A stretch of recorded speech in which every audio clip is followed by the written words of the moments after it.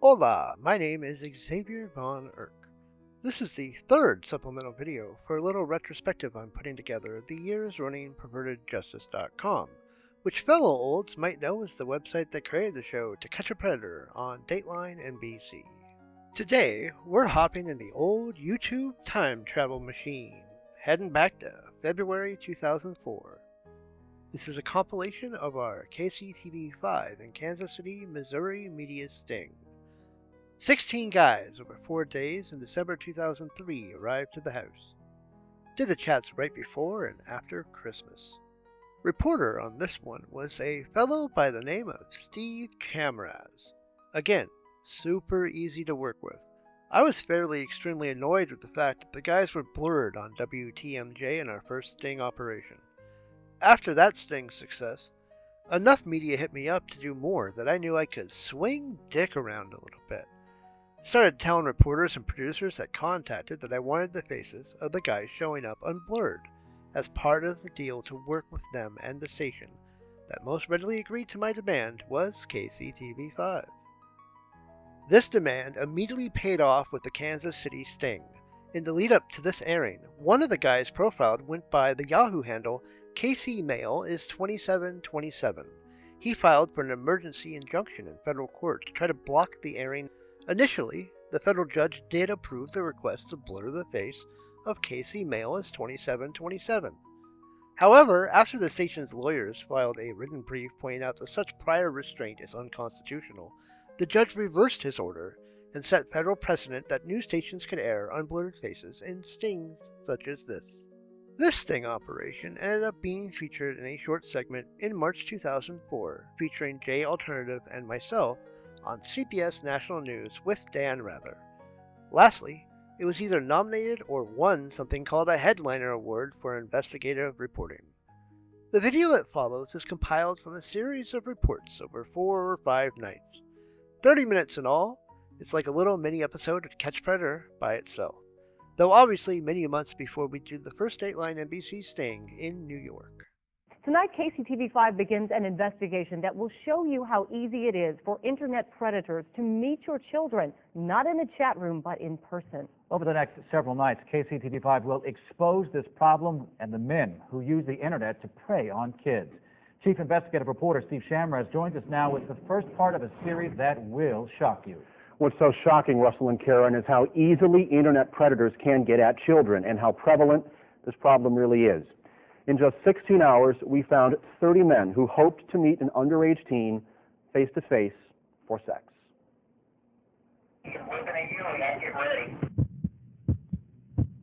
What were you doing here, man? What are you doing at my door? What are you doing here? These men just drove to a house they've never seen to meet a person they don't know for a reason that most people would define as perverted. I'm just here for You're not here to have sex with a 14-year-old girl? Well, no. Yes, he is. How do we know? Because we set it up. An undercover investigation to expose a problem that threatens the security and safety of any child who logs onto the internet. It's a problem that didn't exist 10 years ago, and the results of our investigation surprised even us. It happened easier, more often, and faster than we ever expected. Who is this? How fast? This fast. 2:28 Sunday afternoon. A man in St. Joseph, Missouri logs on the internet and starts a conversation with what he believes is a 14-year-old girl in Independence. He does this in an internet chat room, a popular online meeting place that allows people as much or as little anonymity as they want. Some chat rooms are designed for adult conversations. This one was not. So he begins with an innocent good afternoon. Eventually, this man feels so comfortable, he emails her his picture. 20 minutes after that, he slips sex into the conversation, asking the 14-year-old, "If I was there, what would be your fantasy?" Oh, shut up, man. I think this is our guy.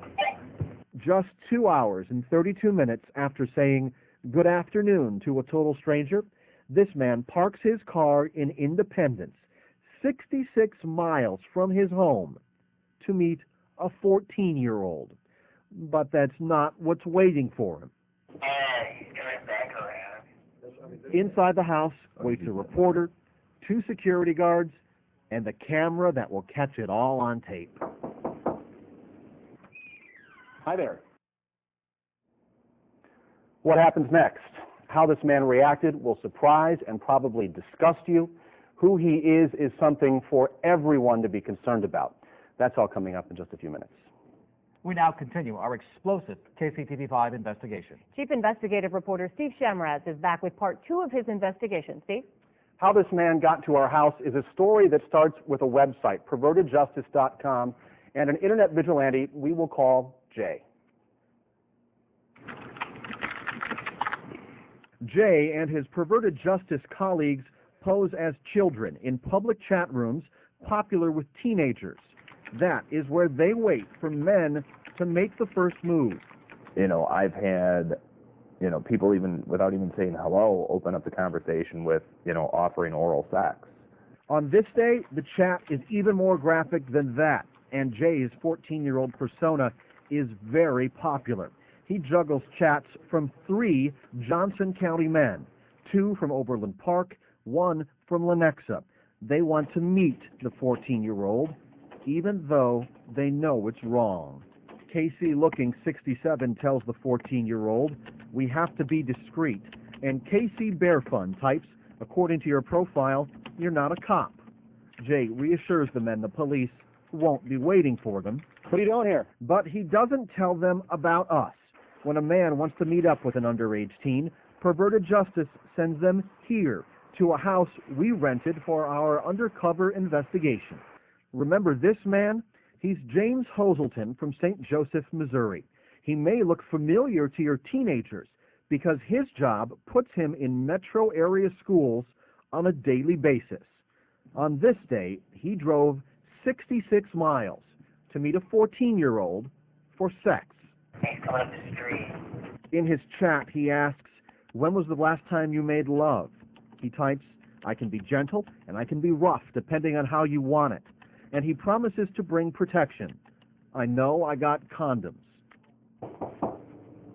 But James Hoselton won't be meeting a teenage girl. He'll be meeting us. And that is when his story changes from sex to God. Can I help you? Oh, actually, I'm just going around spreading the gospel. You spreading the gospel today? Yes. He was not representing our church.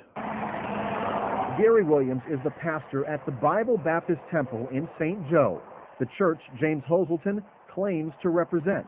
It's my understanding he was there early on a Sunday. He should have been in church. Instead, he pulls a Bible and church leaflets from his truck and starts knocking on doors, spreading the gospel. I've got your picture on my computer in there. I can show it to you.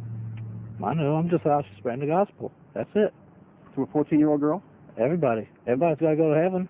And KCTV5 has discovered another disturbing fact about James Hoselton.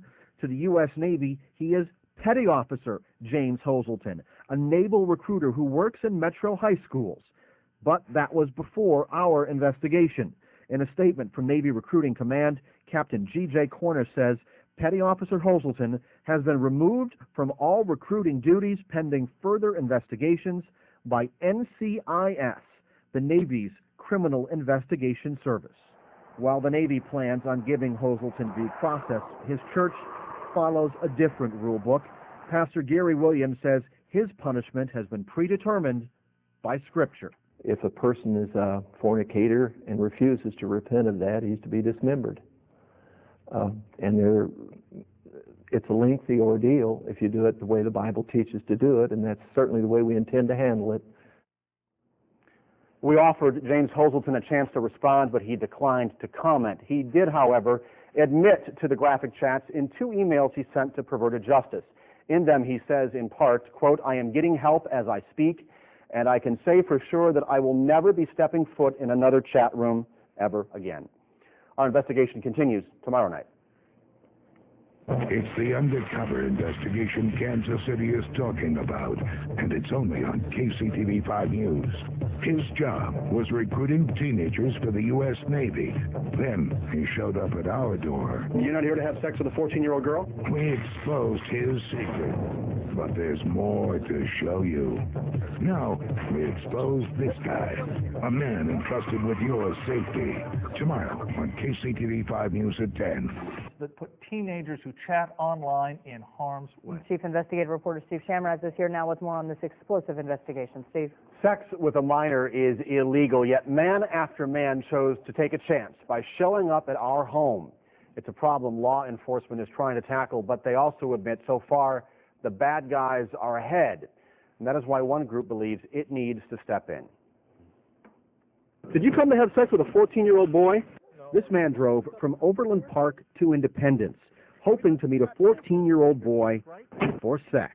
He arranged this lurid encounter in an internet chat room and thought he was chatting with an underage teen. In reality, he was chatting with Jay. Jay is a 38-year-old internet vigilante working with a group called Perverted Justice.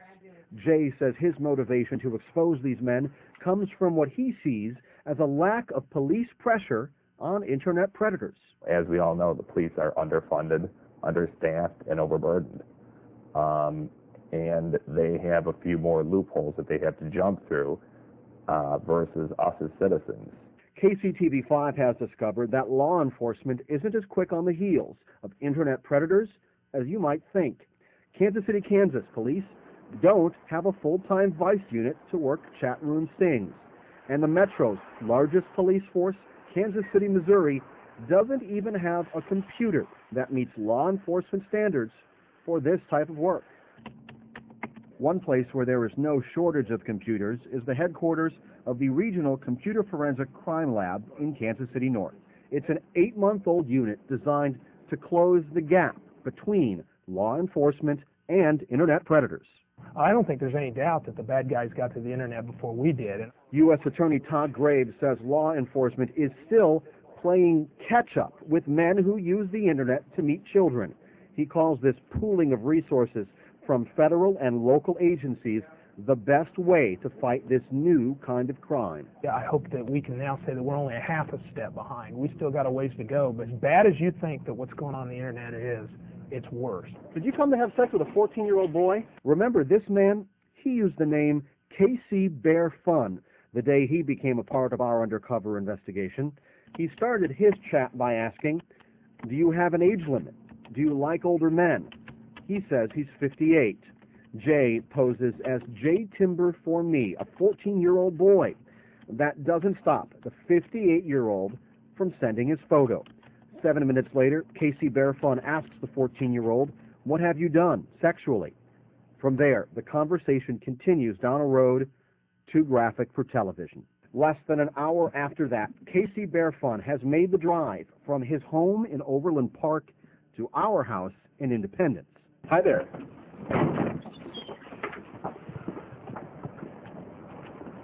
We can run, but can we help you, sir? Huh? Can we help you? No. It's as simple and as shocking as that. But even more surprising is who this man is. You're Chuck, right? His name is Charles Moreland, 58 years old and a retired federal police officer. We share the results of our investigation with Larry Leichhardt, a retired FBI special agent who supervised Western Pennsylvania's Crimes Against Children Task Force. Even he was shocked by what we uncovered. To actually make that step where he travels to have the encounter, he realizes this is a choice, there's a compulsion here, but he also has a lot of knowledge of the potential penalties he could face here. While internet vigilantes like Jay may have good intentions, Leichhardt says the efforts of Perverted Justice may come with an unwanted side effect. This is not going to stop their behavior. It's basically going to teach them to be more aware of certain tactics out there. But law enforcement does admit, albeit reluctantly, that internet vigilantism is helping their cause. U.S. Attorney Todd Graves won't endorse Perverted Justice, but he welcomes their help. The more people who try to stop adults, and often mostly adult males, from hurting children on the internet, that's a good thing.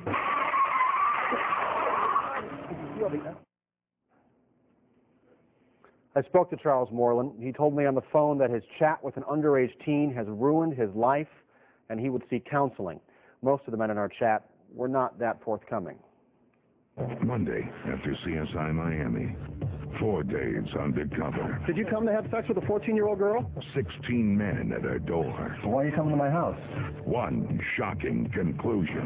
Whoa. We exposed the problem. Now we expose the men. The salesman, the baggage screener, and a member of a prominent Kansas City family. Monday on KCTV5 News at 10. I'll be back with that on Monday. Disturbing stuff. Unbelievable, Steve. Tonight, a startling and disturbing look into a problem exposed by the KCTV5 investigative team. Who are the men that knowingly chat with apparent teenagers and set up appointments to meet and have sex? KCTV5 Chief Investigative Reporter Steve Shamraz is here with this revealing part of his undercover investigation. Steve? The 16 men who showed up at our door come from a wide range of backgrounds. One is linked to a well-known Kansas City family.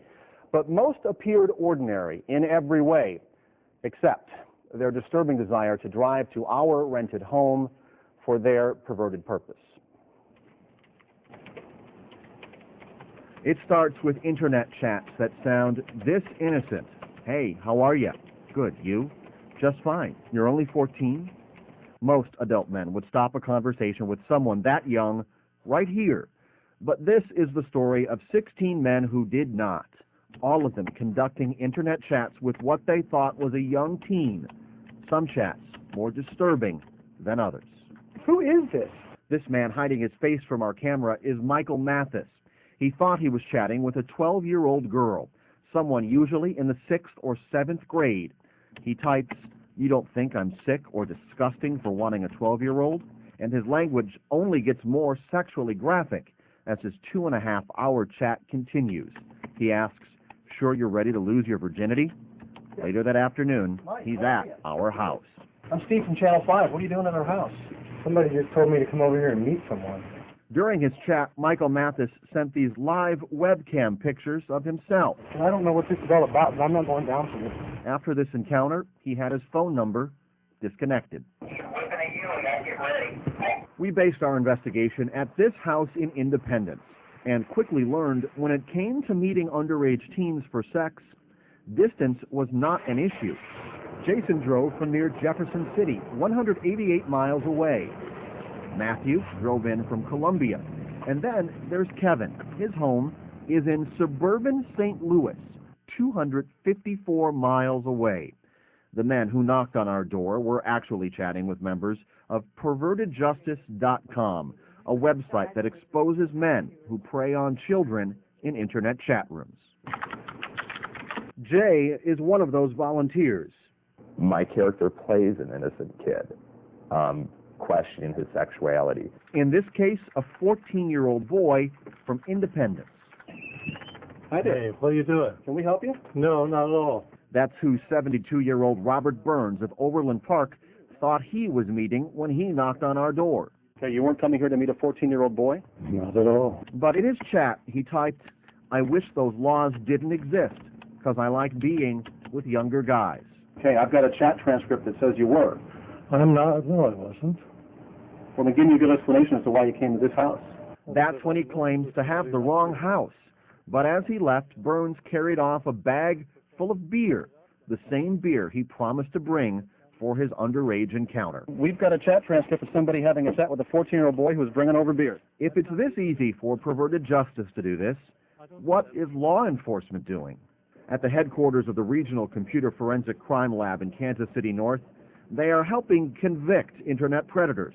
But the mix of local and federal agents is limited by strict rules that don't apply to perverted justice. U.S. Attorney Todd Graves says the internet is a playground for predators. As bad as you think that what's going on the internet is, it's worse. It's one of the few areas of crime where the public perception isn't as bad as the reality. And the reality of our investigation looks like this. 24-year-old Scott Meyer said he'd bring a case of beer for his intended victim and made good on his promise. 48-year-old Ronald Butcher used the chat name HotDogger 2002 when he approached a 14-year-old girl online. Why'd you come to my house, Ed? I got the wrong address. You weren't just talking with a 14-year-old girl online? Planning to come here and have sex? We've got the entire chat transcript, sir. 25-year-old Rico Cole actually drove his girlfriend's car to meet a 14-year-old girl. You're expecting to meet a 14-year-old girl? Mm-hmm. Why would you come over to a house where a 14-year-old girl is home alone? And this man drove a car that stood out like a sore thumb in our Independence neighborhood. You got nothing to say?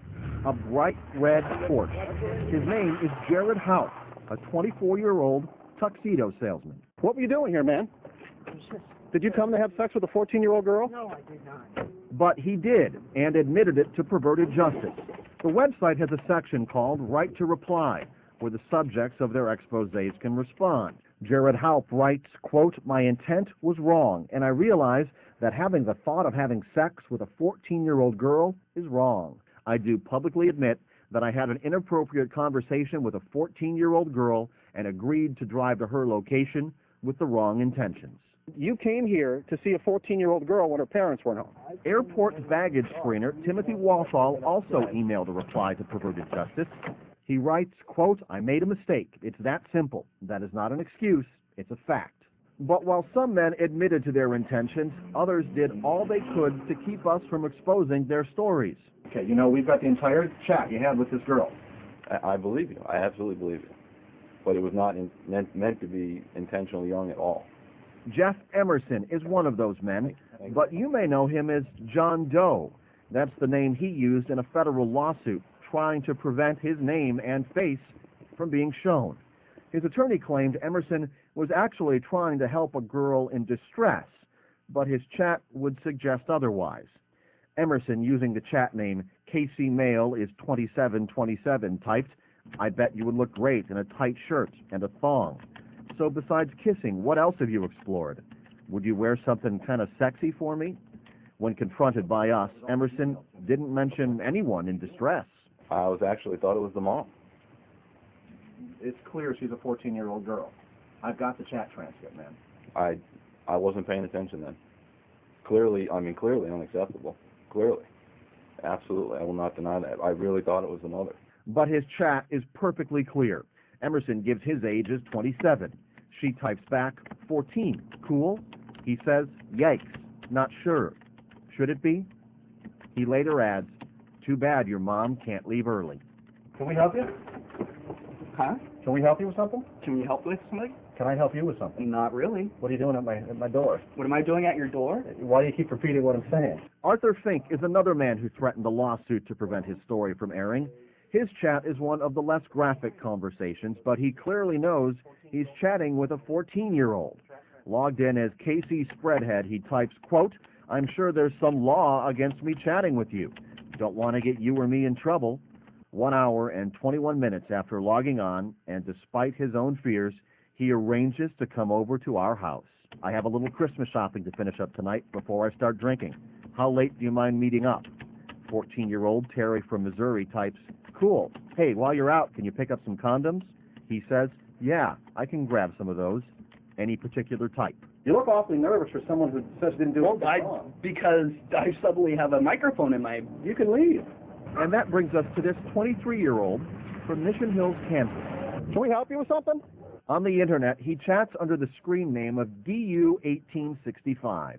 In the real world, he's Andrew Hall.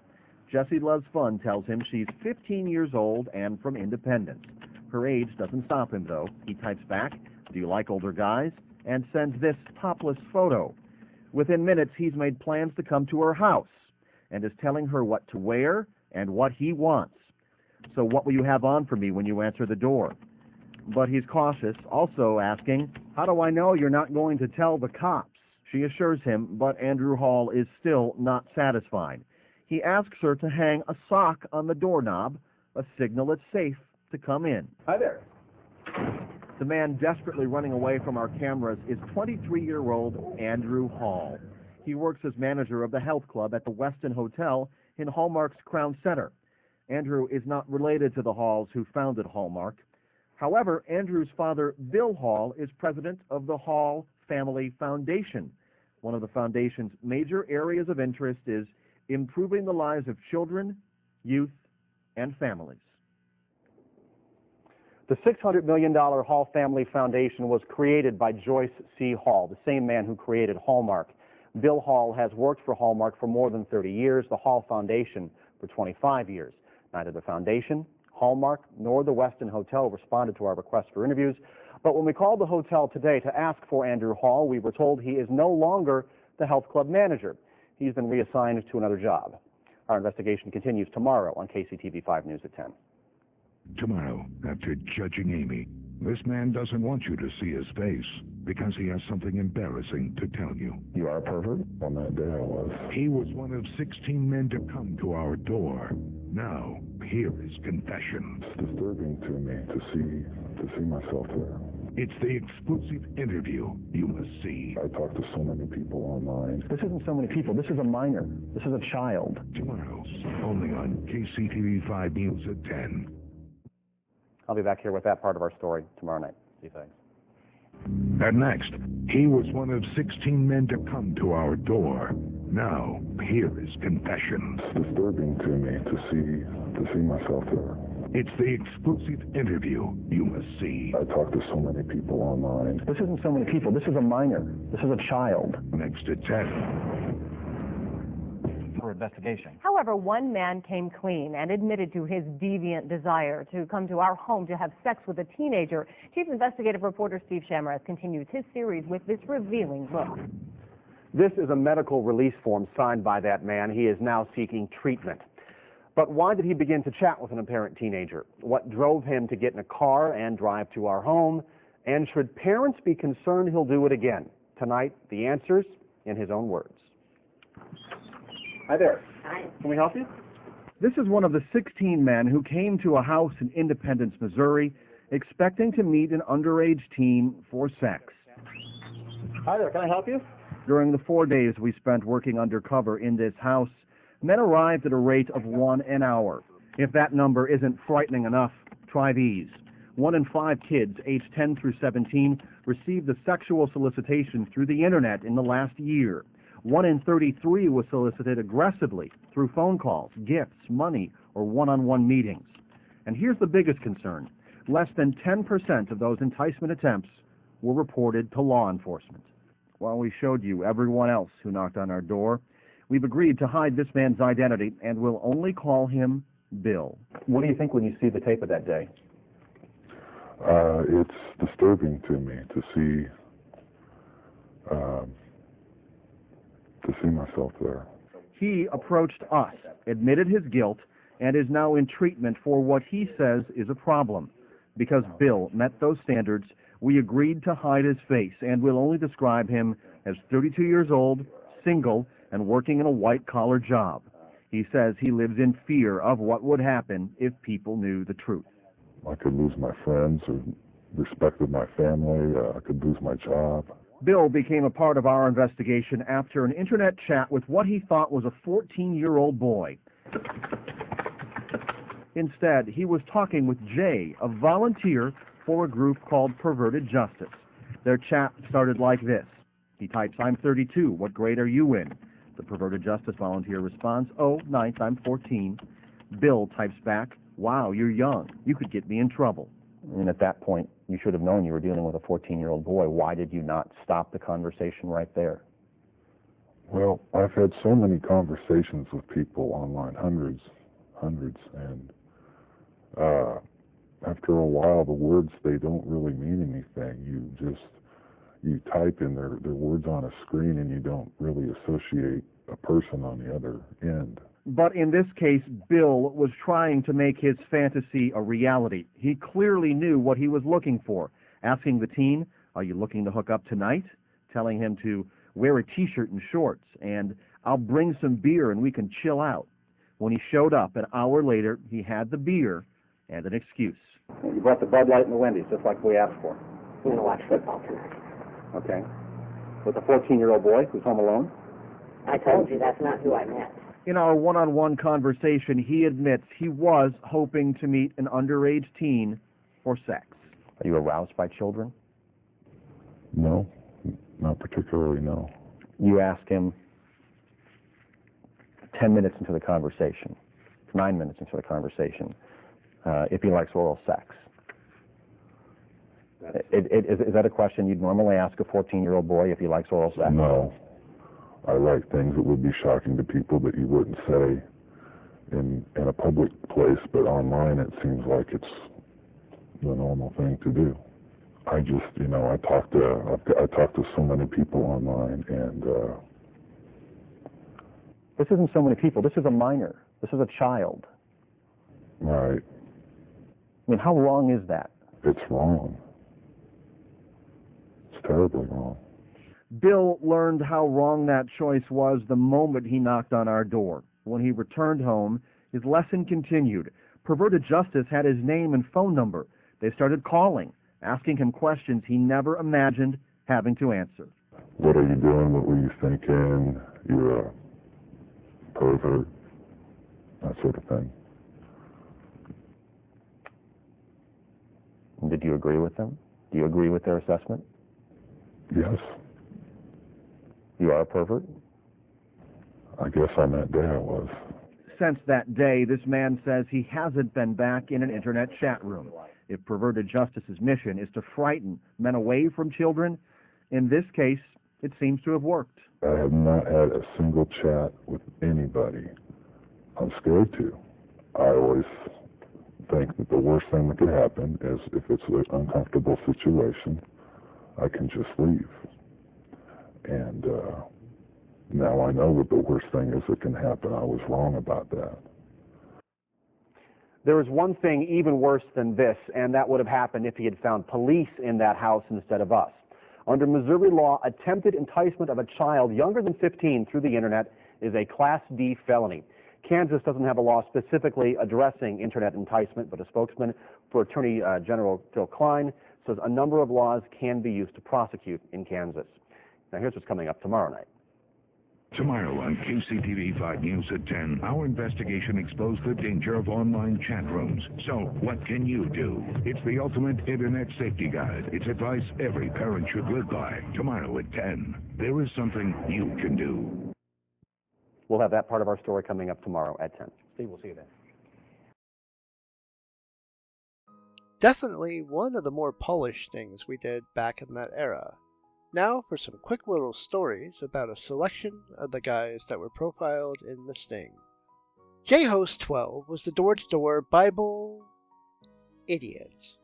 Random replies he sent in were completely ridiculous, trying to use Christianity to appeal to us, assuming we were a right-wing religious website. We weren't. Didn't have to do much follow-up on this clown. The TV story itself wrecked his life locally. The thing that amused me at the time, and still does to this day, is that the chat contributor who had the conversation with this particularly pious fella was an open-and-out humanist Satanist. Second guy featured was KC Pretty slick door slam, gotta give the guy that. Retired federal police officer. We flooded everyone he knew or was related to with phone contact and flyers. Even his elderly mother got a talking to about her son. People who got him on the phone talked about how much he would cry. Cry and cry and cry. U.S. Attorney Todd Graves was up with his absolutely awesome interview. This was a major morale boost at the time, to have a U.S. Attorney simply come out and say that the problem was larger than most knew. Because it was. Plagiarized a few of his quotes for radio interviews back then. They were quite helpful at the time. Giver WV. 72 years old and looks every single day of it. Follow-up found that he would go to grocery stores to harass young male baggers and probably had HIV. KCTV would go back and do a full expanded segment on him and his history, which I unfortunately don't have a copy of. He's not Robert Lyons' level of ridiculousness about lying about his age, but the fact that he was trying to pass himself off as being in his early 50s was certainly optimistic on his part. Meyer, 1979, with his case of beer, had hit up 2 decoys. The second decoy messed up a little bit, not realizing that this guy was already claimed. We pivoted during the chat and just had the decoys pretend to be friends to not sketch him out. That worked, as he then wanted to have a threesome. Because of course he did. Fired due to follow-up. Family contacted. Wrecked. De aridaye. Rico Suave in the house. Our Suave KC, which of course was referencing Rico Suave. Come on, calling yourself Rico Suave in 2004 was just too much. 14 years after the song came out? My God. We didn't do much in the way of follow-up on this guy, but what can you do to ruin the life of someone who already is out there calling himself Rico Suave online? So, please don't judge a book by its cover. There's more to being a Latin lover. You got to know how to deal with a woman that won't let go. The price you pay for being a gigolo. Look, Blato, you can say what you want about not getting guys arrested back in those days, but is there any arrest more painful than being on TV using that particular handle? Next up was CaseyMo2403. He sent in a writer reply, one of the few that would just take accountability for his own fucked up desires. Ended up confirming that he went to counseling, and kept up with the counselor for a good while to confirm that he went for multiple sessions. On the other end of the spectrum was Timothy26. Writer reply blamed depression, as if that's a legit excuse to solicit an underage kid. Lost his job, family contacted. Bet that was something to be depressed about. Pretty straightforward result, typical of the era. Casey Mail is 2727, with his bald-ass head. Manager at an electrical company, was fired from his job. Wife got contacted and told they sold their house and moved back to Florida. Spent a whole bunch of money trying to get the story not to air, but failed. Was nice to get the federal precedent though, so money well spent in our view. From one dickhead to another one, Casey Spreadhead, the Christmas shopping guy. Got him fired too. A couple local print hacks wrote up his situation, trying to twist it to be sympathetic and acting like he was going to bring a lawsuit against the station and ourselves. He made a real big stink of threatening to sue, but never did. Claimed that the phone verifier was an older black woman, which was amusing as we never ended up getting any black verifiers or chat contributors during the entire run of the website. These reports did massive ratings in the Kansas City market when they aired. There was a big snowstorm at the time, which certainly didn't hurt. We really appreciated this story for pointing out the lacking resources for the local cops in the area. It was a real nice touch to illustrate just how behind law enforcement was at the time when it came to internet solicitation.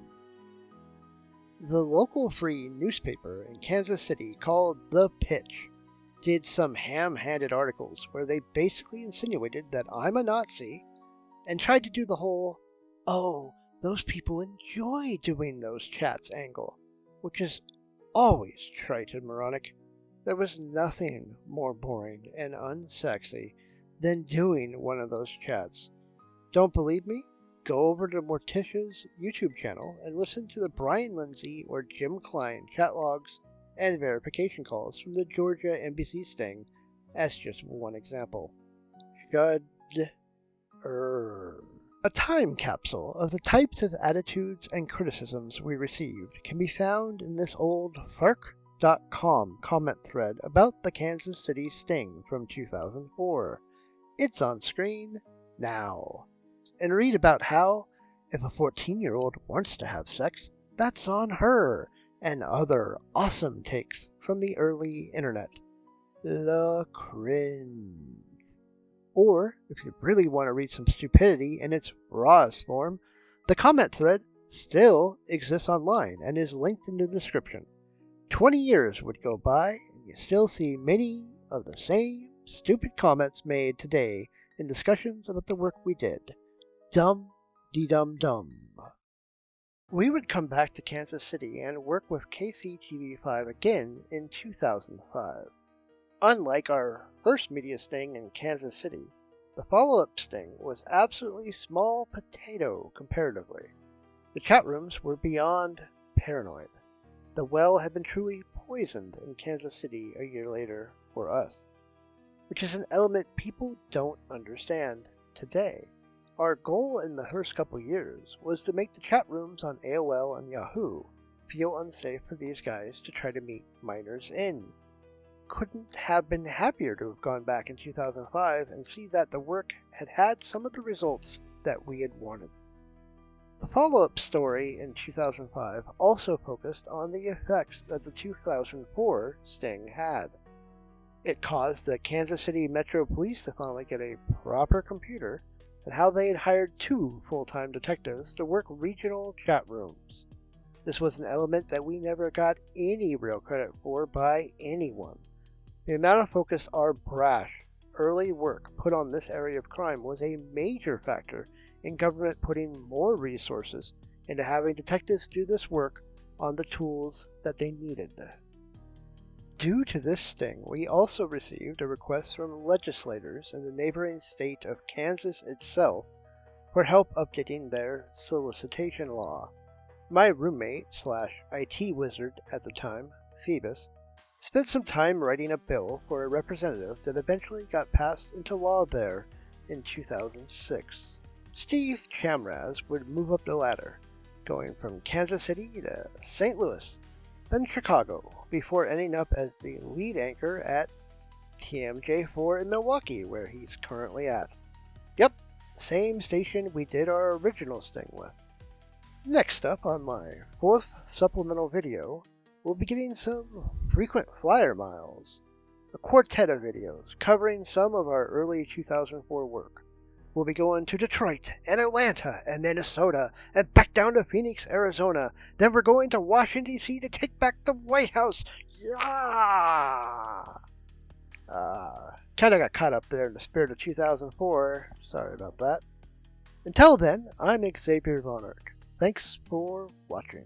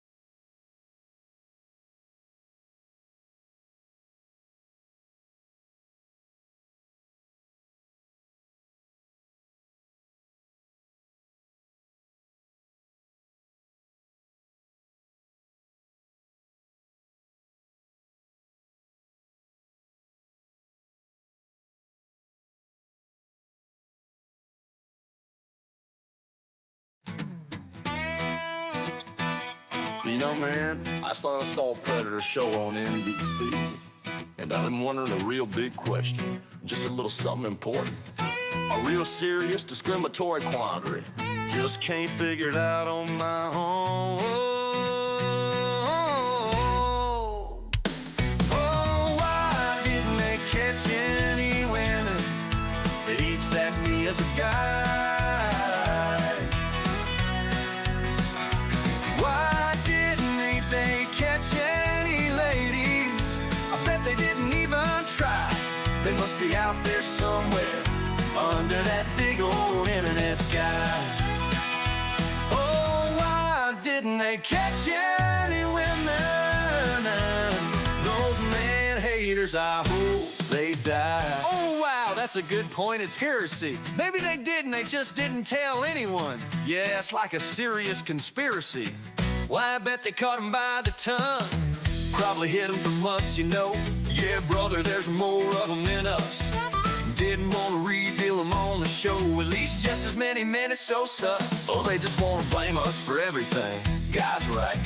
Don't we have it so rough? Why does our plight always have to sting? Man, I'll tell you, I've had enough. You know, partner, what I'm gonna go do? Gonna step up and give them a real fright. Time to email them and give them a thought or two. Might even accuse them of being a white knight. That'll show them, yeah. Catch any women that eats at me as a guy. Why didn't they catch any ladies? I bet they didn't even try. They must be out there somewhere under that big old internet sky. Oh, why didn't they catch any women? Yeah, those men haters, I hope they die. You're right, preach it, brother, we're so abused, making it seem like it's mainly our issue. Why women can do it too, saw it once on the news. Makes me so sad, guys, pass me a tissue. It's not just us, it's them as well. Damn anyone that says otherwise. Fucking simps can go to hell. There's nothing wrong with us guys. Just like how women hide that they can dunk and pretend that they're not also in defeat. They're as bad as us, anything else is junk. I wish I had one right now to mistreat. Why, if only women knew our incredible plight. Doesn't matter, the lying statistics say. If they knew our truth, they'd suck us all night. And also they should stop asking for play. Oh, why didn't they catch any women that eats at me as a guy? Why didn't they catch any ladies? I bet they didn't even try. They must be out there somewhere under that big old internet sky. Oh, why didn't they catch any women? Those man haters, I hope